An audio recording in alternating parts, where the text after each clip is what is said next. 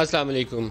Corona के हवाले से मुख्तलिफ़ चैलेंजेस आए दिन सामने आते रहेंगे, लेकिन जैसे जैसे वो ख़बरें आएंगी जो मनफी असरात से हमारे ऊपर मनफी तरीके से असरअंदाज होंगी, तो उससे यकीनन परेशानी जो है वो एक दफ़ा सामने आएगी। नंबर ऑफ़ डेथ्स उसमें से एक ऐसा इंडिकेटर है जो कौमों की साइकी के ऊपर बहुत बुरे तरीके से मुतासर होता है। 46 डेथ्स रिपोर्ट हुई हैं लास्ट 24 आवर्स में। तो जिन लोगों को ख़दशात थे कि सारा कुछ आप खोल देंगे without taking proper precautionary measures, एहतियात करे बगैर, SOPs तय करे बगैर, तो वो जो वल्नरेबल सेगमेंट्स ऑफ सोसाइटी हैं उनका क्या बनेगा। एक MPA हैं पाकिस्तान तहरीक इंसाफ की, वो भी इस कोरोना का शिकार हो गई हैं। आम तौर पर जो लोग मुख्तलिफ़ बीमारियों का शिकार हैं और जिनकी उम्र ज़्यादा है वो एट रिस्क हैं। यंगर पॉपुलेशन को अगर ये मुतासर करेगा भी तो खुदा के फजल से वो रिकवर कर जाते हैं। 14 दिन का इसका पीरियड है, 14 दिन में ये वायरस जिस्म से निकल जाता है। कुछ को सिम्टम्स आते हैं हल्के फुल्के, कुछ को वो भी नहीं आते। लेकिन जो 60 प्लस और ख़ास तौर पर 70 प्लस वाली पॉपुलेशन की रेंज है और जिनके साथ शुगर, ब्लड प्रेशर, कैंसर जैसी डिजीज़ हैं, जिनका इम्यून सिस्टम स्ट्रॉन्ग नहीं है, वहाँ पर ये दवा जो है, ये जो वबा है, ये मसाइल पैदा करती है और अभी तक वैक्सीन नहीं है। और प्राइम मिनिस्टर का इसके ऊपर जो आज का बयान है, वो तो कहते हैं कि इसके साथ ज़िंदा रहना पड़ेगा जब तक वैक्सीन नहीं आती। तो ये बात वो असूलन गलत नहीं कर रहे, क्योंकि जब तक वैक्सीन नहीं आएगी तो क्या किया जाए। किस दुनिया में कहीं पे भी वैक्सीन नहीं है, उसके लिए एहतियात है। लोगों को समझाना भी पड़ेगा कि जब्तियाँ नहीं डालनी, होटलों में इकट्ठे नहीं होना, शॉपिंग मॉल्स में जाके मजमे नहीं लगाने, किसी और जगह पे ऐसा इज्तिमा नहीं करना जहाँ पर आपका डिस्टेंस एक दूसरे से बरकरार ना रह सके। इब्तदाई तौर पर लोगों का ख्याल ये था कि ये सिर्फ वो 5-6 फुट का फासला जो है वो ऐसे ही लोग ज़्यादा बातें करते हैं, इसकी ज़रूरत नहीं है क्योंकि ये सिर्फ टच से फैल रहा है। लेकिन अभी जितनी लेटेस्ट रिसर्च आती है वो ये कहती है कि जो एरोसोल्स, ड्रॉपलेट्स बारीक निकलते हैं, कोई लोग तेज़ सांस लेते हैं, छींकते हैं, खांसी करते हैं, तो वो ड्रॉपलेट्स जो हैं 2 मीटर की रेंज तक लोगों को मुतासर कर सकते हैं। तो ज़िंदगी बचानी एक बिल्कुल ऐन इस्लामी असूलों के मुताबिक तरीक़ाकार है, उससे मुतसादिम नहीं है। तो उसकी हिफाजत करनी है, उसके लिए हुकूमत का भी फ़र्ज़ है लोगों को समझाना, और ख़ुद लोगों का भी फ़र्ज़ है कि वो एहतियात करें। एक शख्स अगर अपने आप को ज़्यादा कुछ सुपरमैन समझता है कि मुझे तो कुछ होना ही नहीं है, लेकिन उसके घर में 5-6 और अफराद भी रहते हैं, वो उनको मुतासिर कर सकता है। और ये चीज़ हमारी इज्तिमाई ज़िम्मेदारी के अंदर शामिल हो जाती है कि हम सब ने एक दूसरे की जान बचानी है। सब की जानें जाएंगी नहीं, लेकिन बहुत से लोग बीमार होंगे, और बहुत से लोग जो बीमार होंगे उसमें जो वल्नरेबल सेगमेंट है वो एट रिस्क आ जाएगा। उन लोगों को बचाना हमारा फ़र्ज़ है। ये पूरी दुनिया में सिम्टम्स ऐसे ही हैं, ना पूरी दुनिया ने इससे फौत हो जाना है और ना पूरी दुनिया इससे बचे बगैर निकलेगी। वायरस आएगा, मुतासर करेगा, कुछ लोगों को नॉर्मल फ्लू वायरस सिम्टम्स की तरह होगा, हफ्ते 10 दिन में ठीक हो जाएंगे, और कुछ वो लोग हैं जो बहुत ही कमज़ोर हैं, नहीफ़ हैं, जो मुदाफ़ती निज़ाम स्ट्रॉन्ग नहीं है, वो इसके मसाइल सामना करेंगे। तो हमें उन लोगों को बचाना है, प्रोटेक्ट करना है, हर तरीके से उनकी हिफाजत करनी है। कुछ ख़बरें जो हैं वो हुकूमत के हवाले से मनफी तरीके से सामने आई हैं, और मनफी तरीके से सामने आने में ख़ुद हुकूमत का जो स्ट्रक्चर है, इस वक्त कंपोजिशन है रूलिंग पार्टी की, उसका उसमें ख़ास दखल है। आज 27वीं रात है, तो मेरा दिल तो कुछ इस्लामी चीज़ें दिखाने का भी है, लेकिन स्टार्ट में मैं वो आपको एक बयान दिखाना चाहता हूँ। हमने चंद रोज़ पेशतर 2-3 दफ़ा इस टाइम में आवाज़ उठाई कि 19 के करीब या 18 के करीब नॉन इलेक्टेड आपके मुआवने ख़ुसूसी या मशीर हैं, 50 से ज़ायद आपकी काबीना बन जाती है। तो prime minister of Pakistan repeatedly कहते थे कि जब वो वज़ीर आज़म बनेंगे तो इनकी इनकम टैक्स रिटर्न्स और इनकी एसेट्स रिटर्न्स वेबसाइट के ऊपर दस्तयाब होंगी। ये जो पाकिस्तान के अंदर रह के काम करेंगे वो सबके सामने होगा, पाकिस्तान के बाहर ये लोग जायदादें नहीं बनाएंगे, और हुकूमत में रह के जो कारोबार करेगा वो कॉन्फ्लिक्ट ऑफ इंटरेस्ट होगा। ये सब बातें थी जो उनकी इलेक्शन की जीत का सबब बनी। लेकिन प्राइम मिनिस्टर साहब हुकूमत में आने के बाद अपनी वो तकारीर भूल चुके हैं जिनकी वजह से लोगों ने उनको मुंतखब करके वज़ीर आज़म पाकिस्तान बनाया। अब ये वो सवाल है जिसका जवाब हम सब जानना चाहते हैं, और ये जवाब इसलिए भी जानना चाहते हैं कि जो प्राइम मिनिस्टर की इकनॉमिक टीम है उसमें बहुत सारे ऐसे लोगों की काफ़ी कसरत से तादाद मौजूद है, बल्कि उनका जो मुंतखब सबसे ज़्यादा स्टार प्लेयर थे असद उमर, वो पहले फाइनेंस मिनिस्टर बने और इस मेस को क्रिएट करने में इब्तदाई रोल उन्होंने ही अदा किया। जो अभी तक हमारे पास ऑफिशियल नंबर्स अदाद शुमार सामने हमारे आते हैं, पहले साल के अंदर 600 अरब का टैक्स रेवेन्यू शॉर्टफॉल, और पहले साल इनकी हुकूमत बनते साथ ही, और रिकॉर्ड लेवल के ऊपर पाकिस्तान में बजट डेफिसिट हुआ जो तारीख़ में कभी नहीं हुआ था। पहले साल के अंदर ही उतने कर्ज़े लिए गए जो तारीख़ में किसी एक साल में उससे पहले कभी नहीं लिए गए थे। इन्फ्लेशन तारीख़ की उस सतह पर चला गया जो कम वाक़े पाकिस्तान की तारीख़ में रहे कि इतने ऊपर गया हो। तो अब जो मजमूई सूरत हाल है, इन्होंने 3% से ज़ायद जीडीपी ग्रोथ अनाउंस की थी। जो रिवाइज्ड एस्टीमेट अब प्लानिंग कमीशन ने जारी किए हैं उसके मुताबिक 1.9% है। अगर 1.9 और 3.1 का हम फ़र्क निकालें तो आपका बजट डेफिसिट पहले से भी ऊपर चला जाता है। तो ये फ़िगर फज किसने की है, किसने बताया कि ये आपकी इंडस्ट्री इतनी ग्रो कर गई है, एग्रीकल्चर इतनी ग्रो कर गई है। इसी तरीके से ये कहते थे 30,000 अरब का कर्ज़ा पाकिस्तान के ऊपर लाद दिया, हम सांस कैसे लेंगे। अब 42,800 अरब रुपये पाकिस्तान का कर्ज़ा हो गया। वो किसने लिया 42,800 अरब रुपये का कर्ज़ा? शरह सूद 13.25% पे करके जो हॉट मनी 3 अरब डॉलर की लेने के लिए हमने बहुत ही कोताही से काम लिया, जिसकी सज़ा हमें मिली पाकिस्तानी कौम को कि हमारा रुपया पेंडुलम की तरह 150 और 70 के दरमियान घूमता रहा। वो पॉलिसी साजी वज़ा करने वाले वो कौन लोग थे, उनकी अकाउंटेबिलिटी कौन करेगा? इन सवालों का जवाब कभी किसी को देना पड़ेगा। आज नहीं तो कल ये स्टेज आएगी, लोग ये सवाल पूछेंगे और वज़ीर आज़म पाकिस्तान बेहतर है कि उससे पहले अपने वज़ीरों मशीरों की tax return, income tax return की बात हो रही, ये ना हो कि वो नवाज शरीफ वाला लतीफ़ा हो जाए कि हम 10 अरब के टैक्स देते हैं तो सेल्स टैक्स जो इत्तेफाक फाउंड्री का था वो भी बता दिया कि कितना देते हैं। इनकम टैक्स कितना देते हैं आपके वज़ीर मशीर मुआवने ख़ुसूसी, और उनकी पाकिस्तान के अंदर और पाकिस्तान के बाहर कितनी जायदादें हैं। और एक मशीर के मतलब मशहूर ये है कि यूएई के अंदर एक फ़र्म थी जिसके मेन लीड प्लेयर एक फ़ंड था जिसके एक लीड जो मैनेजर थे वो इंडियन थे, उसके साथ वो काम करते थे। अगर ये बात दुरुस्त है तो इसके भी आप जवाब दें, क्योंकि नवाज़ शरीफ के लिए मोदी का यार का नारा लगाना बिल्कुल, अगर उन्होंने उनके साथ कोई ऐसी संगत बनाई थी तो वो नारा सियासी तौर पर आप लोगों ने लगाया। लेकिन अगर अब इस मौजूदा हुकूमत के अंदर किसी वज़ीर या मशीर का किसी ऐसी कंपनी से तल्लुक़ था या है तो उसके जवाब दे आप। प्रोग्राम आगे बढ़ेंगे तो और मेहमान हमारे साथ शामिल होंगे। तलाल चौधरी साहब साथ हैं। तलाल साहब, ये वज़ीरों मशीरों की जो इनकम टैक्स रिटर्न्स है ये मेरा बड़ा पसंदीदा सब्जेक्ट है। मैं चाहता हूँ कि ट्रांसपेरेंसी का आगाज़ उस दिन होगा, दिल मेरा ये कहता है कि जिस दिन जब हुकूमत बने उस दिन वज़ीरों की मशीरों की मुआवने ख़ुसूसी की इनकम टैक्स और एसेट्स की रिटर्न्स और उनकी फ़ैमिली की नेशनैलिटी जो है वो लोगों को बताई जाए कि ये पाकिस्तानी नेशनल है या इनके बच्चे नवाज शरीफ की तरह यूके नेशनल हैं या किसी और लीडर के। मिसाल एक की मैंने दी है, जायदाद यहाँ पर है या लंदन में है या दुबई में है, ये बातें पता चलनी चाहिए आपको भी और मुझे भी। बिस्मिल्लाहिर्रहमानिर्रहीम। मलिक साहब देखिए, सबसे पहली बात तो ये है कि कौन क्या वादा करके आया है। और हमने तो लेक्चर सुने थे मगरबी जमहूरियत के। मगरबी जमहूरियत में तो एक शेडो कैबिनेट का भी तस्वर है और खान साहब फरमाया करते थे कि उनके पास बेहतरीन कुछ 16-17 लोगों की एक मुख्तसर कैबिनेट होगी और वो स्टार बैट्समैन होंगे और इस तरह होगा जैसे कोई दुनिया में बड़ी बड़ी मल्टीनेशनल्स में किसी को सीईओ रखने के लिए क्राइटेरियाज होते हैं, ऐसे वुज़रा के लिए भी क्राइटेरियाज होंगे। लेकिन बाद में हमें वसीम अकरम प्लस के तौर पर बुज़दार साहब मिले हैं और उसके बाद कैबिनेट जो है वो सारी की सारी जो है वो मुशर्रफ की लगता है वो कॉपी की गई है।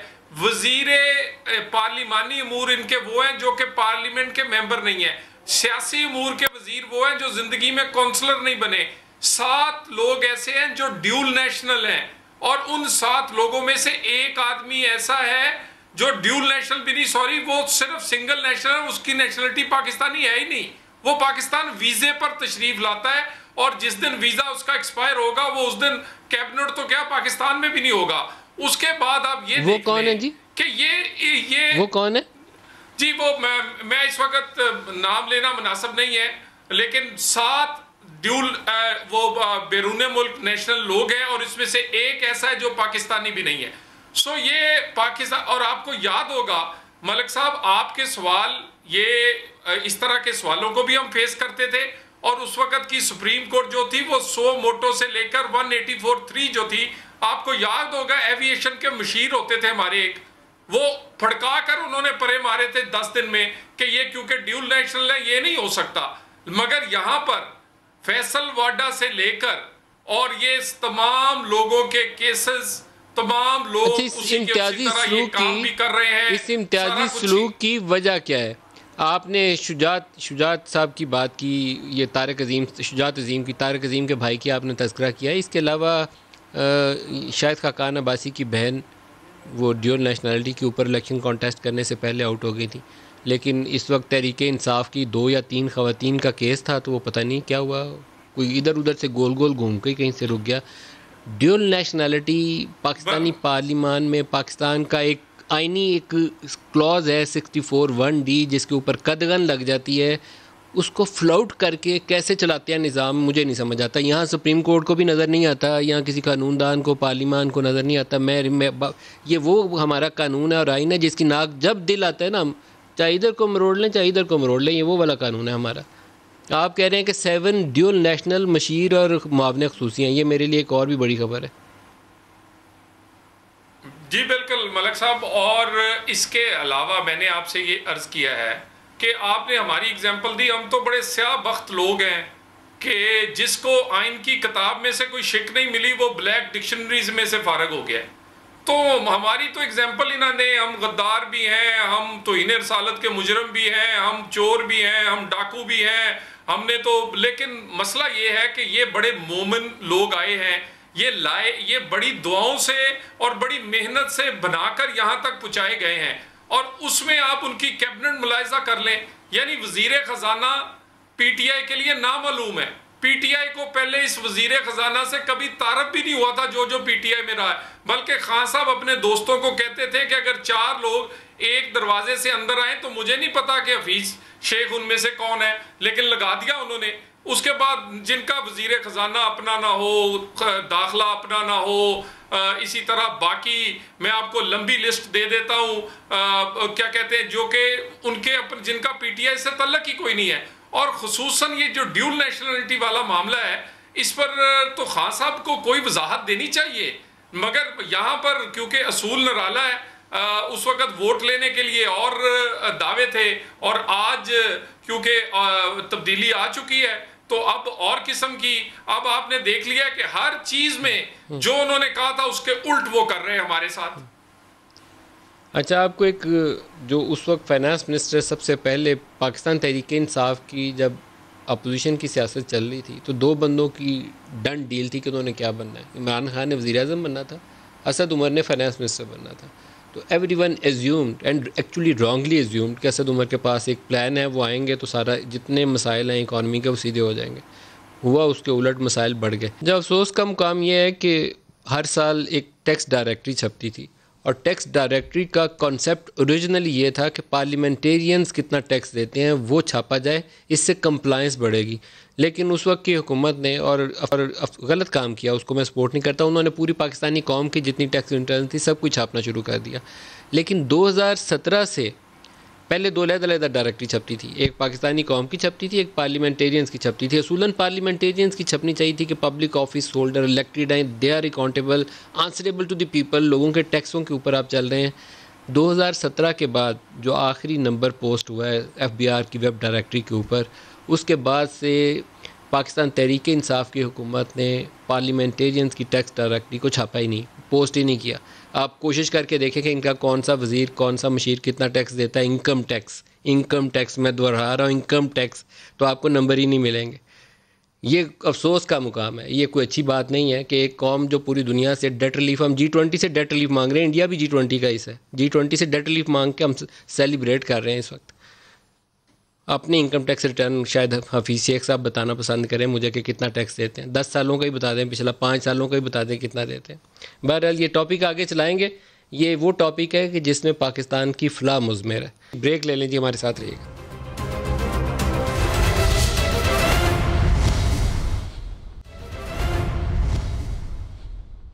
मैं आपको एक छोटा सा क्लिप दिखाता हूँ और फिर एक मैं मॉडल दिखाऊंगा, लेकिन आपको दिखाता हूँ आज का दिन की मुनासबत 27वीं शब है। रुकात मेरे एक दिल के अंदर बड़ी, तमाम मुसलमानों की तरह मेरे दिल के अंदर भी बड़ी आरज़ू है कि रोज़ा रसूल को अंदर से देखने का सल्लल्लाहु अलैहि वसल्लम, उनका एक मौका सादत मिल जाए। तो एक क्लिप है जहाँ पर हमारे सारे जितने हेड्स ऑफ स्टेट जिनके लिए रोज़ा रसूल खोला जाता है दरवाज़ा, जब वो अंदर जाते हैं तो सामने एक सब्ज़ चादर नज़र आती है जहाँ कलमा लिखा था। नहीं जी, पहले दूसरा क्लिप दिखाएं, ये बाद में मॉडल वाला बाद में दिखाइएगा। मॉडल जिन्होंने बनाया वो भी हमारे साथ है, पाकिस्तानी है लाहौर से। ये वाला क्लिप अगर बड़ी स्क्रीन पर डालें, मुझे हटा दें स्क्रीन से, मुझे हटाएं स्क्रीन, देखने वालों को मौका मिले। ये वो जगह है जहाँ पर दरवाज़ा खोला जाता है, रोज़ा रसूल के लोग अंदर जाते हैं तो इस दीवार तक जा पाते हैं। आप जालियों के अंदर से जब देखते हैं तो यहाँ पर कलमा लिखा हुआ है और ये आप इसको देख सकते हैं। ये चादर पूरी दीवार के ऊपर लगी होती है और दरमियान में ये सुर्ख रंग की पट्टी चली है। इसके ऊपर भी जो लिखा हुआ है मैं बताऊँगा, इसका एक तबर्रक के तौर पर कुछ हिस्सा छोटा सा मेरे पास मौजूद भी है, लेकिन ये जिन साहब ने इसके ऊपर काम किया, रिसर्च की, इधर एक महराब भी बनी हुई है छोटी सी, सामने वो जालियाँ आपको नज़र आ रही हैं। सारे लोग यहीं तक रहते हैं, इस हद से आगे किसी को जाने के लिए रास्ता मौजूद नहीं है। एक रास्ता है, वो रास्ता कैसे है वो बड़ा एक मुश्किल तरीका है, वो एक्सप्लेन करेंगे जो हमारे साथ मेहमान हैं। मदीना के अंदर एक इंस्टीट्यूट है, म्यूज़ियम है, जहाँ डॉक्टर अब्दुल अज़ीज़ काकी वो उसको मैनेज करते हैं। तो एक हमारे पाकिस्तानी साथी, नौजवान है, अभी ज़्यादा उम्र भी नहीं है उनकी, सैयद मुज़य्यन हाशमी, लाहौर से इनका ताल्लुक़ है। तो इन्होंने एक पूरा रिसर्च किया कि ये जो रोज़ा रसूल है ये किस तरीके से इसकी बनावट है, क्योंकि इसके ऊपर माजी में रवायात मौजूद हैं कि कैसे लेड जो था सीसा उसकी दीवारें बनाई गई, फिर मुख्तलिफ़ वक्तों के अंदर दीवारों को कैसे मजबूत किया गया। तो मैं उन्हीं को ही कहूँगा, बजाय मैं कुछ मेरे अल्फाज कमी बेशी हो जाए। सैयद मुज़य्यन हाशमी साहब, अस्सलाम वालेकुम। वालेकुम अस्सलाम व रहमतुल्लाह जी। मुज़य्यन, बहुत शुक्रिया आप हमारे साथ शामिल हो रहे हैं। एक तो मैंने अभी सिर्फ वो हिस्सा दिखाया है जहाँ हमारे ये हेड्स ऑफ स्टेट जाते हैं और वहाँ जाकर इनको ये सादत होती है कि उस दीवार को हाथ लगा सकते हैं, चूम सकते हैं, या वहाँ बैठकर कोई नफल पढ़ना चाहे। तो एक महराब भी है अंदर उस जगह पे, वो थोड़ा सा वहीं से स्टार्ट कर लें। वो महराब की क्या हैसियत है, तारीख क्या है? बिस्मिल्लाहिर्रहमानिर्रहीम। ये बेसिकली दो हुजरात हैं जो गुंबद खजरा के नीचे आए हुए हैं, जो हुजरा हजरत आयशा सिद्दीका, और जो पिछला हिस्सा है ये हुजरा हजरत फातिमा ज़हरा सलामुल्लाह अलैहा है। वो मॉडल दिखाना साथ शुरू कर दें जी, मॉडल दिखाएं। जो महराब हमें नजर आती है ये हजरत फातिमा ज़हरा के घर के अंदर महराब है, और ये महराब तहज्जुद के बिल्कुल मुकाबिल है। और इसके आगे जो जब हम जालियों से आप आगे अगर जाते हैं तो जी जी, तो आप बात जारी रखिएगा मुज़य्यन, इसको फुल स्क्रीन करें जी, हमारी तस्वीरें हटाएं दोनों की ताकि देखने वालों को मौका मिले जी। ये जो अब आपको नजर आ रहा है ये हजरत आयशा सिद्दीका का हुजरा मुबारक है, और इसके दो दीवारें बनी हुई है। एक सुल्तान कतबई रहमतुल्लाह अलैह की है जो 888 हिजरी के अंदर बनवाई थी, ये ममलूक सुल्तान थे इजिप्ट के। और इसके बाद जो दूसरी दीवार है ये बनी हुई है हजरत उमर बिन अब्दुल अजीज रहमतुल्लाह अलैह ने तामीर करवाई थी, और ये बड़े ब्लॉक से बनी हुई है। ये तकरीबन चौड़ाई जो इसकी 90 सेंटीमीटर है, जैसे खाना काबा की दीवारें, और ये बड़ी मजबूत बनी है। इस दीवारों के अंदर जाने का कोई रास्ता नहीं है, ना कोई खिड़की है। इसके अंदर जाने का सिर्फ एक तरीका है कि यहाँ से लेडर एक लगती है जो बाहर से लगती है ग्रीन गिलाफ को, और उससे आगे जाते हैं। जब आगे जाते हैं तो आगे कुब्बत नूर, जिसको गुंबद नूर भी उर्दू में अगर हम ट्रांसलेट करें, या डोम ऑफ लाइट्स जिसको कह लें, तो वो नजर आता है।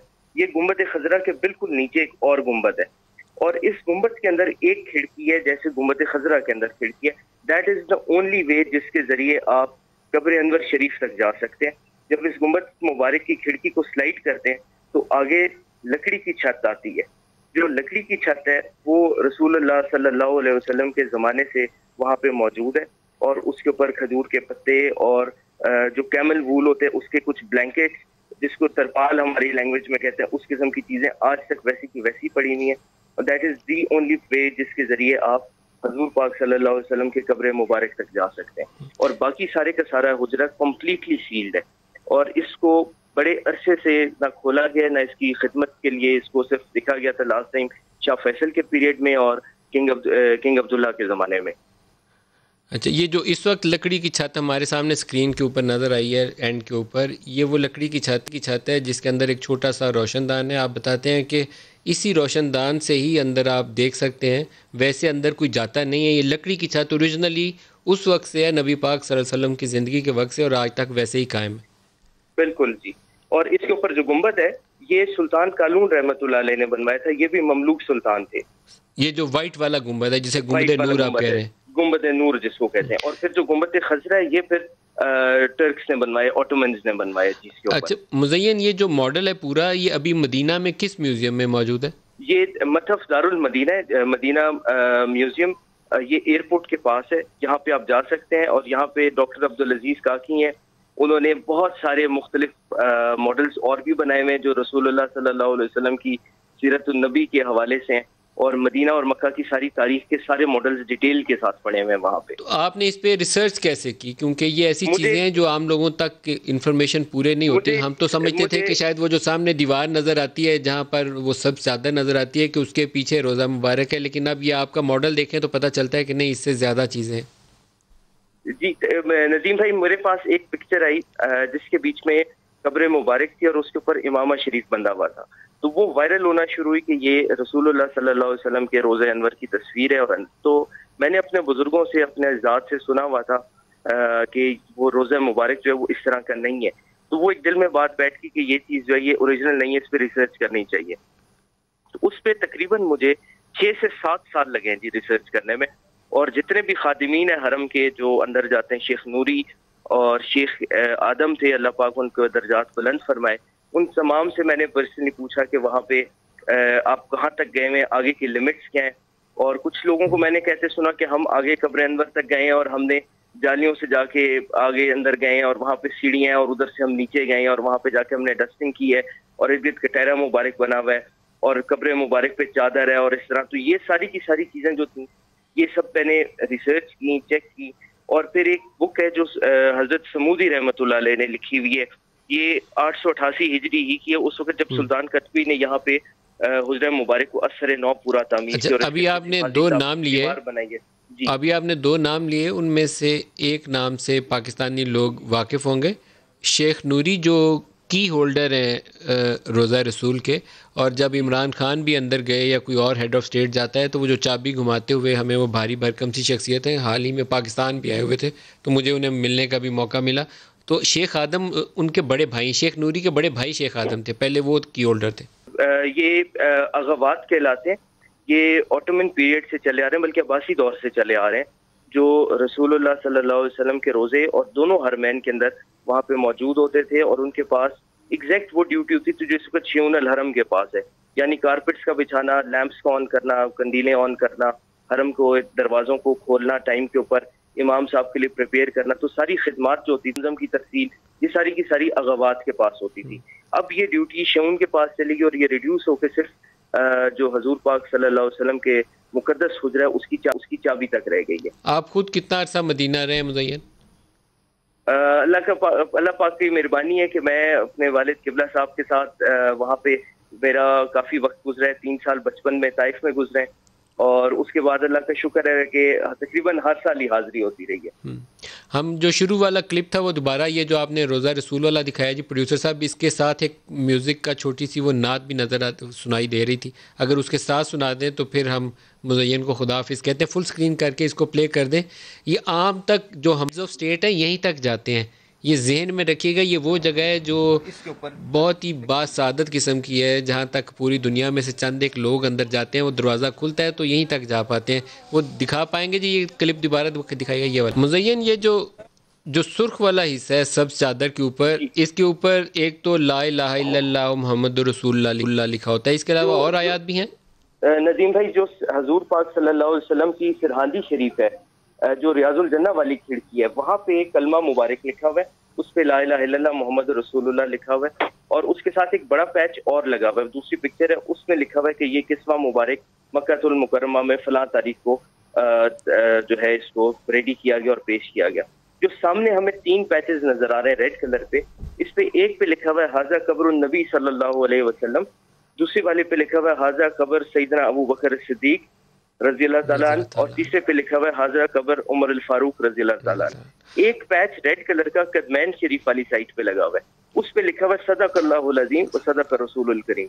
और एक रेड कलर का बैंड है जो हुजरे मुबारक के ऊपर चल रहा है, एम्ब्रॉयडरी का गोल्ड की, जैसे खाना काबा के ऊपर है, उसके ऊपर सूरह फतह लिखी हुई है सारी की सारी। सूरह फतह लिखी हुई से लेके जी बिस्मिल्लाह से शुरू के एंड तक मुकम्मल सूरह फतह लिखी हुई है। माशाल्लाह माशाल्लाह, उसी की वो आयत है कद सदक़ल्लाहु रसूलहुर रुया बिल हक़ है। वो क्या बात है जी। मेरे ब्रेक करीब आ रही है जी। आपका बहुत शुक्रिया सैयद, आपकी वजह से आज ये मुझे भी बहुत सारी इन्फॉर्मेशन और हमारे देखने वालों को भी मिल गई।